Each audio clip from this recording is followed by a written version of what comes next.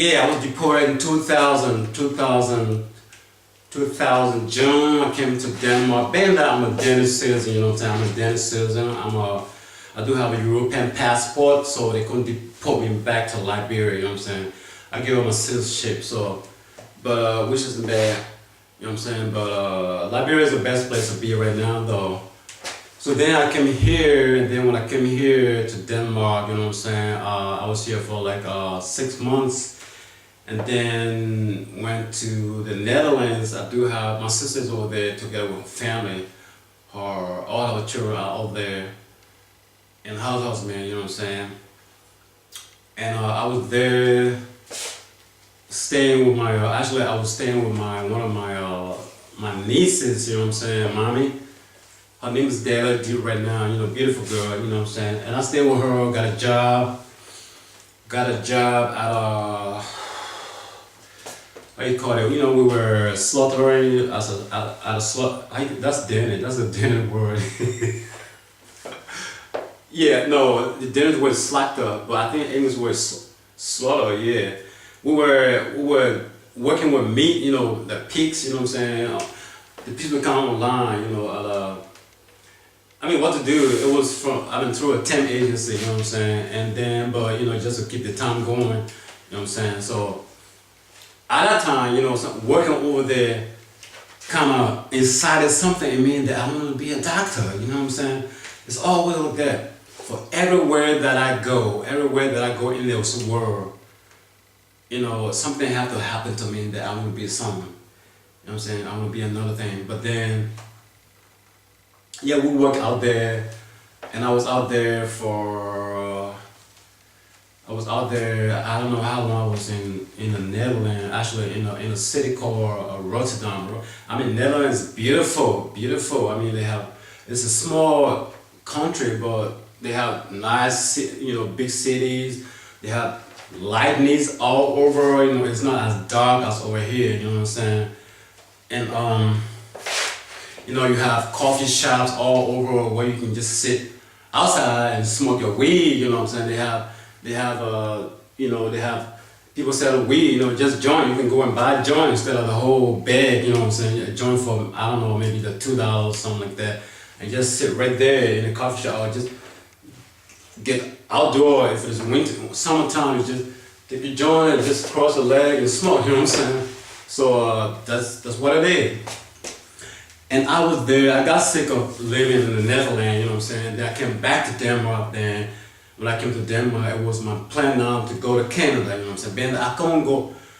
No, actually what happened was, I'm gonna go back, when I got deported in 2000, June, I went right back in August, right? I went right back because I didn't miss my wife very much, you know? And we got on the phone. I got on the phone with her saying that, what I did was to change my passport. I don't care who sees it, you know, change my passport, you know, as ignorant as I was, I don't know what to go by. I don't know if they go by the name or the numbers of the passport. Because when you get deported, right, you know, they will write certain numbers on your passport, you know what I'm saying? So that's what I wanted to avoid. I wanted to get another passport with the same name, you know, same passport number, you know, same birthday. So now, got deported in June. I went right back in August. Yeah, I went back in August, right? Which it wasn't cool to do because when you get deported originally, it's for 5 years, right? If you don't commit any kind of, you know, criminal act or whatever. But in my case, I didn't commit any criminal thing. So, but the penalty is 5 years, right? And I knew that. So, but I miss my wife so much. You know, I got on the phone with her and telling her that I have to change my passport. Things gonna be okay. So now it was time for me to leave to Minneapolis, right? So she drove. I told her to drive to come to Chicago to get me. You know what I'm saying? Yeah, the girl. She went and rented a car. You know what I'm saying? She rented a rented car. You know what I'm saying? Yeah, my baby drove she drove from Minneapolis to Chicago by herself. I mean, nice, and I mean, I think she told me she drove like for 24 hours or something like that. And then when she came to Chicago, she slept in her car somewhere. You know what I'm saying? Hoping to meet me in the morning at the airport. You know what I'm saying? So when I got there at the airport in Chicago, right, she was already at the airport to get me. You know what I'm saying? And then this came my passport. You know what I'm saying? And then he had for a minute. You know, he had for a minute. Like, you know, immigration are so they are so corny, you know what I'm saying? It's not like once he's scanned it, oh, you were arrested, you've been here before, you know. No, it wasn't like that. It was like, he scanned it, you know, like very, very kind of easy. They have some bounties right there where they press, you know, for the co-worker to come or wherever, you know what I'm saying? So when he scanned it, he said, in a very soft kind of way, you know, have you been here before? Yeah. Okay, just hold on a second. And then I think he pressed something, some button, and then another officer came. And then, I mean, in a very gentle way, not anything hostile, you know, there was no hostility, nothing like that. So they took me into another room, right? Started to investigate, started to interrogate me. But actually, it was a black dude. It was a black supervisor that was on duty that night. You know what I'm saying? He was the one that interrogated me. So I had to tell him, you know, because they knew I just got deported from Minneapolis. You know what I'm saying? So, and I told him, you know, what was going on. So, but consequently, because of that, I couldn't get through, so I had to go back. They have to find a flight for me back to Denver for the next day. No, actually it was a very, very day. I went by the very, very day. But I told them, hey, my wife is behind over there at the airport. You know, I'm on a crowd. You can please go and tell her that I was not able to get through. So, and then an officer went out there and told her that your husband is not coming through. So, and then she went home. I didn't see my baby, not at all. I didn't see. I mean, after Gretchen and myself were always talking on the phone. She got me changing my name from Kenneth to Stanley. That's later on. And yeah.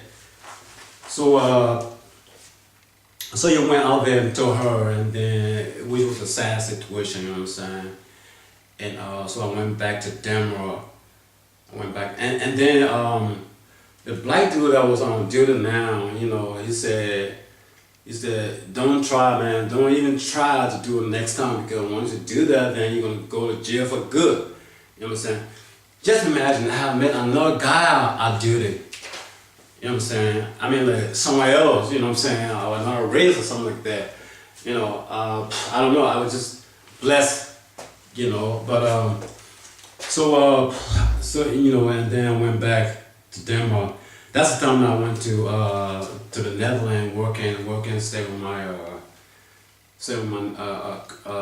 niece, and then I came back to Denmark. You know, when I was in the Netherlands, I decided to go to Canada. So this is what I did. So when I came here to Denmark, I was here for 3 months, and then decided to go to Canada. You know, Toronto. You know, I felt that I don't want to be here. I didn't want to be here. I still want to be with my wife. You know. And then why in Denmark now, you know? I changed my passport as usual, and then got on the phone. I told Gretchen that I want to change my name because I don't want to repeat the same thing that happened, you know what I'm saying? So I want to change my name. Got on the phone with her, and we went through different names, and then, you know, Kenny was the one that was suited for her, so that's what I'm using now, as I said repeatedly. And then, so I went to Toronto, Canada. I didn't know nobody in Toronto. I mean, no one, nobody, you know. So, but my plan was to actually cross the border somewhere in Idaho or something like that, because I heard. I mean, you know, Canada has a border with, you know, different states. You know what I'm saying, like New York and Minnesota. You know what I'm saying, So I went to, and then when I got to Toronto, I almost came back because I didn't know nobody, right, in Canada, and plus I had like $800 Canadian, and that was it, and that wasn't enough, you know what I'm saying? But then when I got to the airport, uh, the officer, the presiding officer, she was a lady, by the way, a white lady, and then, she got my passport, she took my passport, she went through my passport and asked me how much money do I have, and I showed her how much I got, sorry. And she said, where you going? And I said,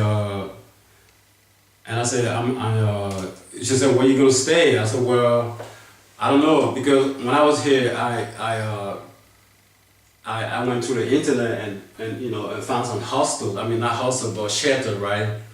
Names of different shelters, wherever, that I'm gonna be until I can find my own place, right? So I have different names of different shelters. So when I got there, and I gave her the names of the shelter, she tried to call one of the shelters, some of the shelters, right? But they weren't picking up. They weren't picking up. And then, but when they pick up, they would tell her that we're all booked. You know what I'm saying? So, and she said, I almost got back. She almost sent me back.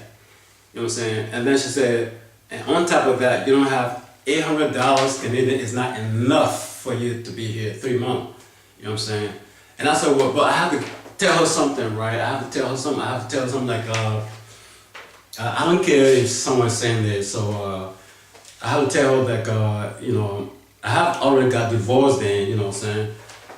I have to tell her like, my wife and myself, I'm married and we have credit cards, you know what I'm saying?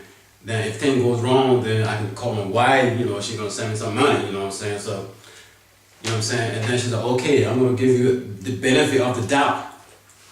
You know what? I have never heard that phrase in my life, even when I live in the States, you know what I'm saying? Benefit of the doubt, I've never heard it in my life, you know what I'm saying? And then when she said that, I began to say it too, benefit of the doubt. That was cool. And then she was asking me, do you know anyone in the States? I said, no, I don't know nobody in the States. You know what I'm saying? So she gave me the benefit of the doubt and she let me through. The funny thing was there was another dentist guy. Well, he has a dentist passport, but he was an Arab guy, right? But he couldn't speak Danish, right? So when his turn to be check in, you know what I'm saying? The same lady asked him, you had a dentist passport, but you don't speak no Danish. That's kind of weird. So she asked me now, being I had a dentist passport, she asked me now to say something in Danish to him, right? So when I said something in Danish to him, he didn't understand, you know what I'm saying? So they had to head him back a little bit, you know what I'm saying? But they let me through, and I went through. I'm telling you, I almost came back. So, and then when I got to Pearson Airport, you know what I'm saying? When I got to Pearson Airport, that's the name of the airport out there, you know what I'm saying? In Toronto, just outside Toronto. It take about 45 minutes from there to downtown Toronto. And then I got a cab, you know what I'm saying? It took about, I think it cost me like 45 Canadian dollars from the airport to downtown, right? And right. and then when we got there, actually I had come across a hostel, not a shelter, but a hostel, right? And then it was the hostel that he dropped me at, the cab driver. So when he dropped me off, I gave him the $50, right? I saw on a meter $45, right? When we reached to Toronto. And then I gave him $50, right? 50 Canadians. And then he didn't want to give my change, you know what I'm saying? I mean, that was the first impression I had about Canada. He didn't want to give my change. And I said, well, I need my change, so he had to give my change. And then I went to the hostel, slept there. I can't remember how much I paid, but and then the next morning now, I didn't want to spend too much. I didn't want to spend too many days out there for the fact that I think it was kind of a little expensive, right? So then, for some reason, I had to spend another night. So then, when I was, Okay, when I slept there, that was one night, and then I wanted to because you have to check in like before 11 if you plan on leaving. So when I got out, when I was going out, I did pay for another night to a guy, right? A guy who worked there, a white guy, you know what I'm saying? And then when I paid, I think for some reason I didn't get my receipt. So I came back, right? When I came back, he asked me to pay, you know. I said, well, I just paid you today. I just paid. He's so upset I didn't pay him. Same dude. He's just, you know what? That was the second impression I had about Canada. I said, what? This place? Come on now, you know what a place. I mean, you guys are ripping people off. I have to pay him for another night. It's okay. So yeah. So now I got some numbers. I got some numbers from different places about different places. You know, a hostel where I can stay. You know what I'm saying? You know, that's how you start in Canada. Hostel. You live in a hostel. I went here and went there, went here and there. Every time I go over there, they would say it's not here. You can go over there. Or take my bag and get in a bus or a streetcar. They have streetcar in Canada. You know what I'm saying? I don't know. They don't have no streetcar in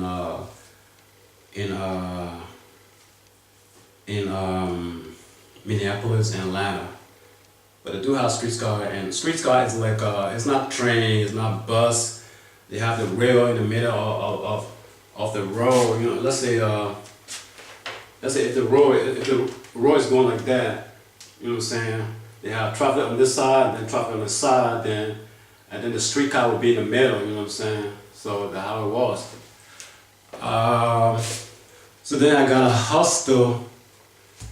I found a hostel. It was a hostel where I was for another 6 months. Then I was there for 6 months, living with this. She has a, what was her name? I can't remember. But anyway, she was a white girl, and then I was there for 6 months. Okay, let me stop.